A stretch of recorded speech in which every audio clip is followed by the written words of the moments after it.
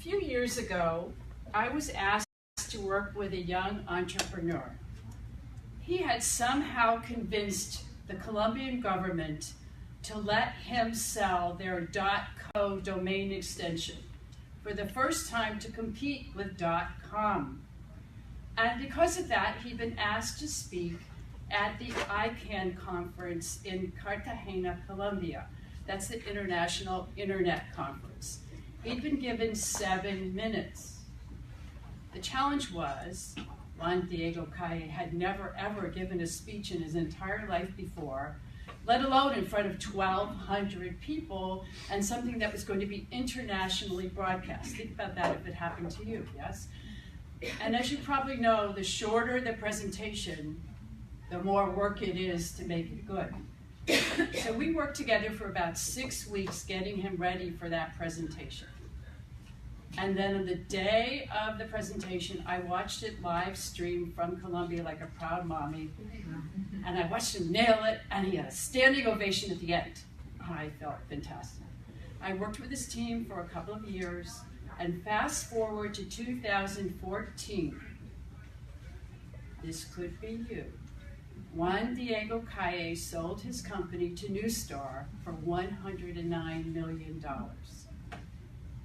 You can go, oh, that's right. Now, I'm not saying that's going to happen to you if you do a really good job on a presentation or if you work with me, but I can promise you that you will tremendously increase your odds of success when you master the skills we're going to be talking about and experiencing today.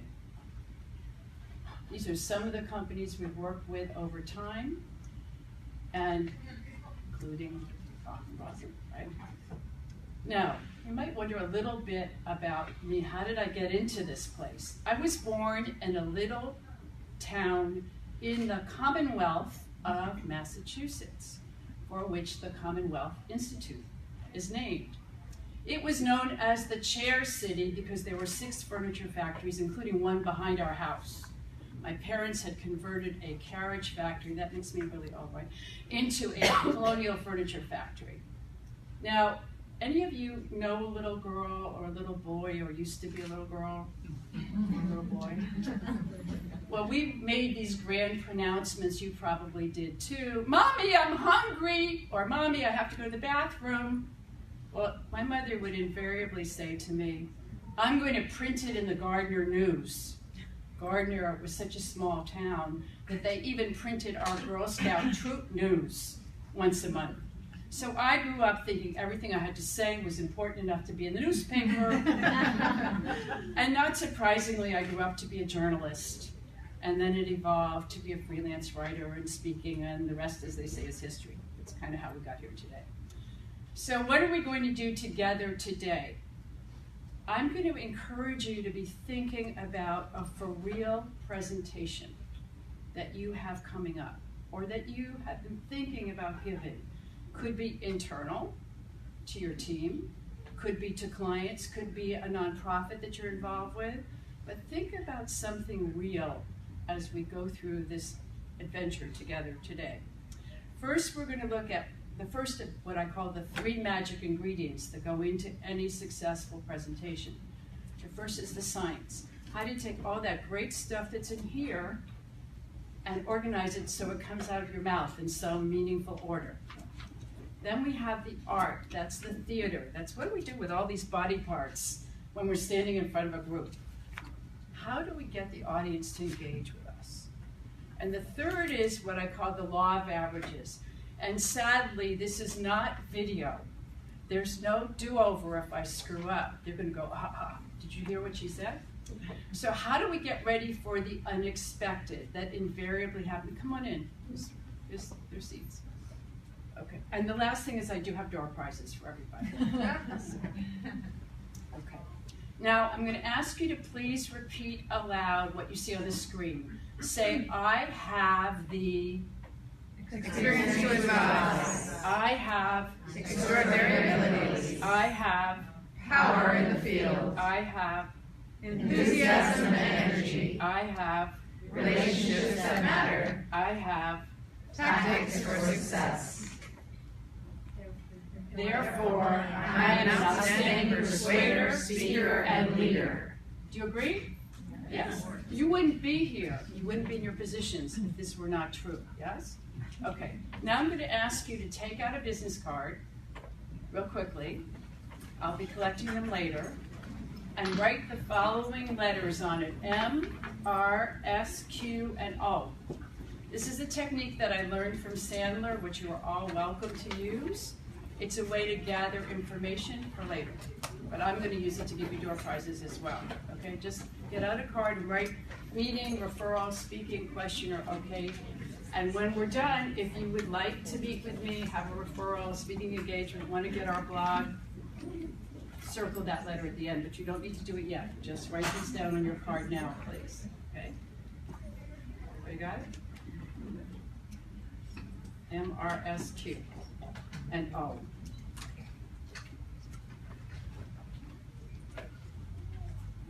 Okay. All right. So let's begin with the science. I loved science when I was in school, not the math part of science, but I liked the science part of science. And the reality is there are lots of things that get in the way of us organizing our material, would you agree? And also get in the way of people really getting what we're sharing. And the first one is there's too, as the kids say, TMI, right? Too much information out there. And according to the experts, only about 12 of the thousands of ideas that are thrown at us every day get through. And ladies and gentlemen, you want yours to get through, right? You want to be heard. And it's a challenge, and it's going to only get worse, sadly. We also have the fact that some of us are older and some of us are younger, yes? I have a new granddaughter. She's going to be 5 months. I am sure that she's going to be showing me soon how to use things on the phone. That's for sure. Just the way it is, all right?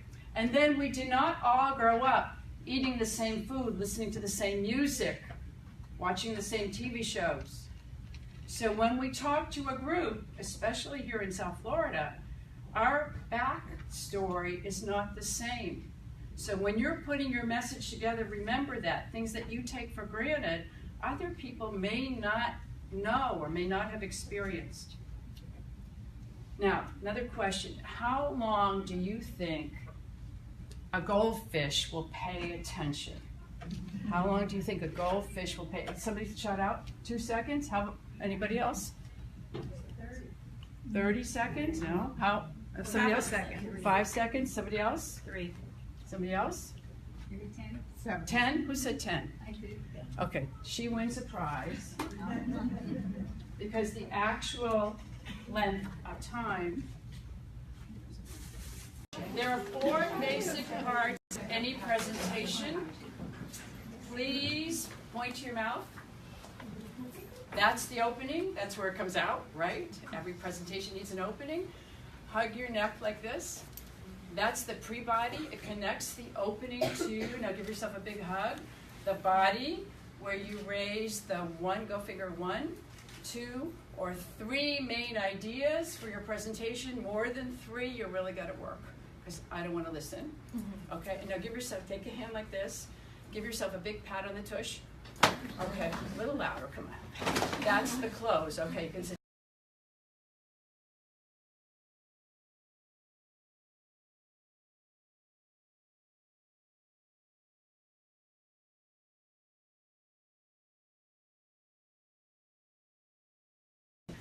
You need to remember to thank the person who introduced you. And if you don't have anyone introducing you, it seems obvious, but you need to say who you are, yes? And then we have a greeting, hello everybody. Doesn't have to be ladies and gentlemen. And then please repeat after me. There's something I call your optional, gracious, throwaway line. Throwaway line.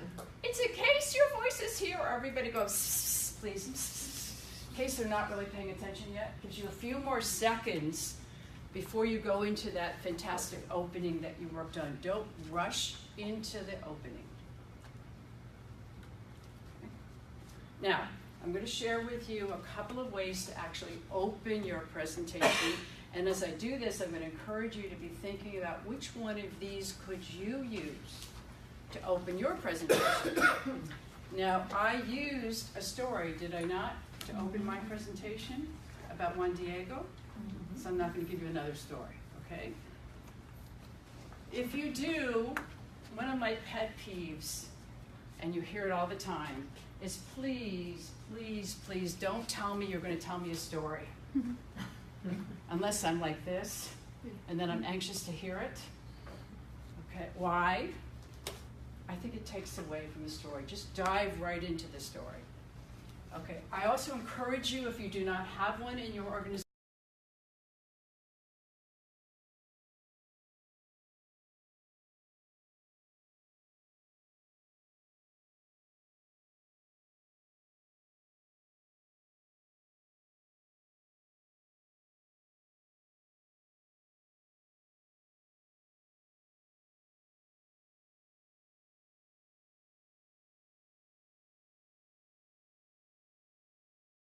read this aloud, please.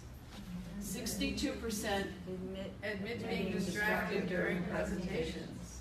If Not engaged, they are texting, checking their email, posting on social media. That means only 1 in 3 people is actually listening to you. Oh my God. Why did I do all this work? Okay, think about that, okay? Here's another one. My personal portfolio is worth $29 million. It's not true, but if you use a fake fact, by the way, make sure you disclaim it. Okay. All right.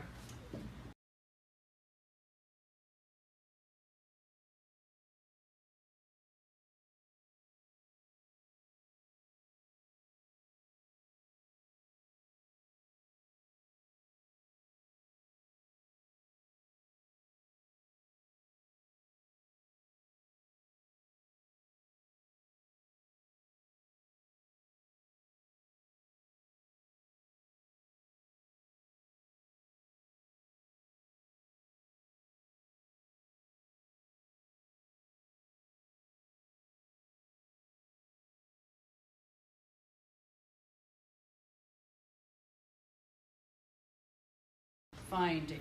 This is not like my late husband was in the insurance business and they did all these fact-finding questions. This one is staged. You want everybody in the room to raise their hand so they feel as though they're part of the show. So when you think about that question, make sure the majority of people will raise their hand. It is theater. It's not research. Okay. Now, these are 2 ways not to open. People of one gender tend to do the first one, or the second one. We apologize for everything. Oh, I'm so sorry, it's hot in here, it's cold in here. Oh, we didn't have enough decaf, whatever. We apologize for everything. We lose credibility when we apologize, ladies. And people of the other gender tend to feel as though they may be missing an important anatomical part if they don't begin with a joke. Neither of these is a recommended strategy to open a presentation. Okay, pre-body. Pre-body is the hardest thing to write. Many people skip over it entirely. They have an opening and they dive right into the speech and you have no idea where they're going. Your pre-body needs to have benefit words and pain words wrapped around it, so that I pay attention to the rest of your message.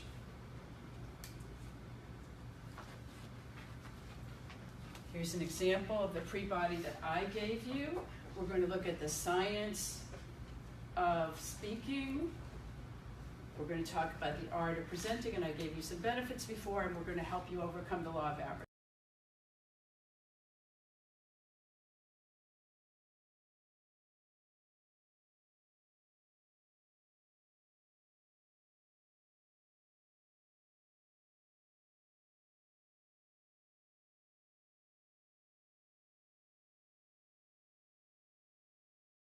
Because isn't that the purpose? Right? You want to share what you know. Okay, so here's one. You want to be thinking about what your ideas are. I'm preoccupied with food, as you can probably tell. So the consequences of too much of eating my favorites is that I have scale consequences, okay? So I want you to real quickly take that handout and think about that presentation that you would like to give, or that you've been asked to give, or that you're dreading giving. What would be your 2 or 3 main ideas? Go ahead, take a minute and write them down. What would be those 2 or 3 main ideas that you would want to get across in whatever time frame you have? So I'm going to share with you the 3 ways to lose weight without really trying. The first one is to always keep a lock on your refrigerator. It will not prevent you from eating, but it might slow you down, right? Drink lots and lots of water. You will be running to the ladies' room with more frequency, so that will prevent you from eating as much. And finally, the third one is to always eat with lots of other people. Why? It's impolite to speak with food in your mouth, right? So you will consume less. In summary, the 3 ways to lose weight without really trying are keep a water and party heavy. When you do this, do it in the order that you presented it. So this is an example of tell them what you're going to tell them. This is about how a business becomes successful. And the first element is you need to know what products or services are wanted. You've got to pull the right team together, and you've got to establish rules and procedures in case things go upside down. So this is, again, you've identified the right product that's going to give you money at the end of the day. You've put together a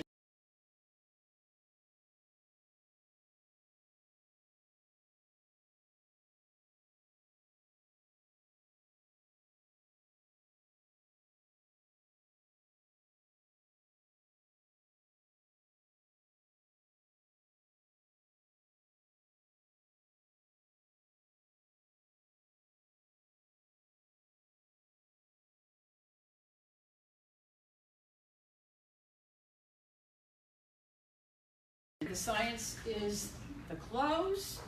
And how many of you want to yes? Please raise your hand. Some of you want to no? No, I don't think so, right? Okay. So part of it is making sure that you emphasize what are the benefits that your message, your ideas, your recommendations are bringing to us, or what are some of the problems you're solving for us.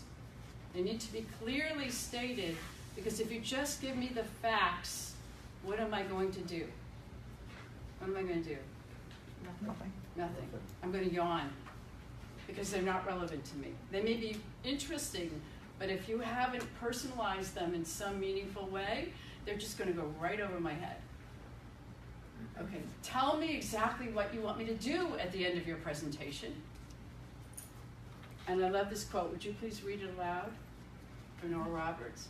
If you don't know what you want, you'll never have it. If you don't ask, the answer is always no. And some of us hesitate to ask. Would you agree? Yes. And if we don't ask, we are essentially being selfish, because nothing will happen. Our expertise will not be shared. The world will not become a better place because we haven't pushed our idea forward. Okay. So when you're closing, I always recommend a summary of what you just went over. And then because you're all doing persuasive or motivational presentations, there needs to be a call for action, yes? A motivational presentation, strictly motivational, can be closed with an uplifting quotation. But most business presentations do not close with quotations. Would you agree? Okay. And here's an example of the law of averages. It's not advancing. It's right over here. No, it's frozen. That's a curse, those batteries. Now I want to show you real life. I didn't plan this, but I always bring a copy of my slides with me, because this has happened so many times. I don't even want to tell you. Okay, so let me just get us up to speed here real quick. There you go. Oh, my hero. Thank you. Okay. Everybody say yes. Yes. Yes, and nod your head. Thank you, Camilo. Okay, this is what you want to be doing all the way through your presentation. I've been asking you, I've been trying to get you to say yes. Yes. Don't wait till the end to do that. Build in places all along the way where they're agreeing with you. It's called the Socratic Method. Thank you. Thank you. Thank you. Okay. Here's some of my favorite quotes. Just read the last one since we have a chocolate winner. Life is like a box of chocolates. You never know what you're going to get. I love chocolate too, so, okay. And the last part of the closing is, please read these steps aloud because this is what you want your close to do.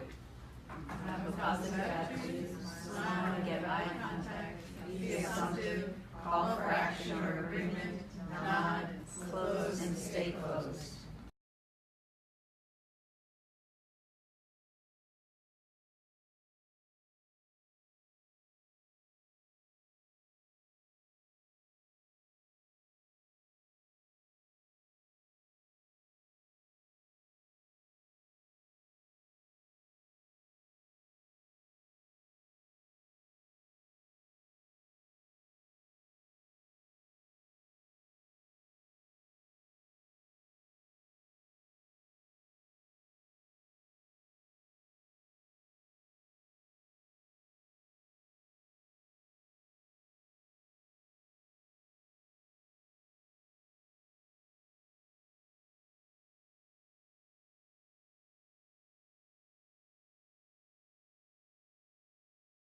Only 3 real reasons why people listen to each other, okay? Now make a big letter G in the air. Go ahead and stretch all the way down. Stretch, stretch.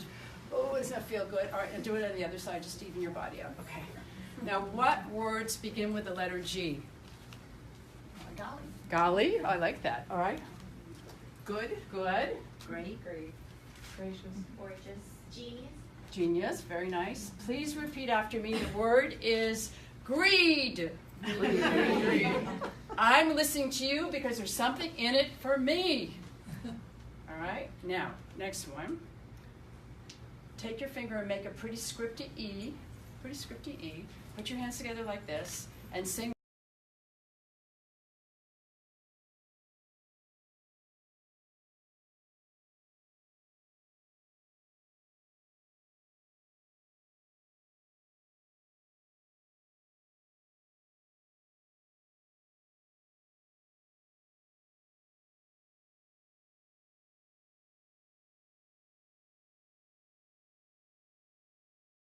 Making something happen for me, saving me from doing something, or entertaining. Everybody go, you can sit down. Okay.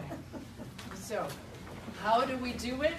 We're going to do this real quickly. There are benefit words and there are pain words that you want to start sprinkling throughout your presentation. Here are some of the direct benefit words. If any of these work for you in describing your presentation's benefits, take them. Or think of words that might be better for you. Okay. Anybody see one up there that particularly resonates for their presentation? Anyone?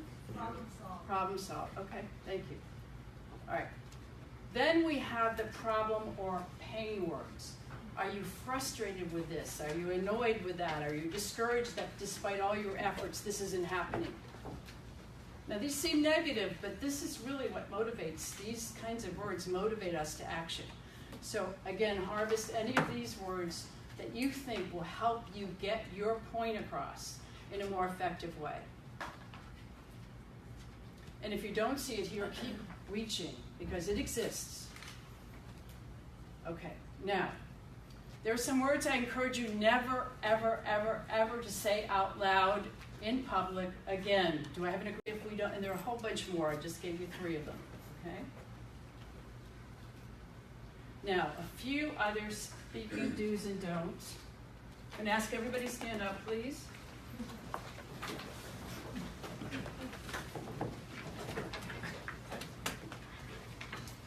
I already did one, right, with the pointing. Would you come up here, please? And just stay exactly how you were with your hands like that. Okay. And this is Maureen, okay.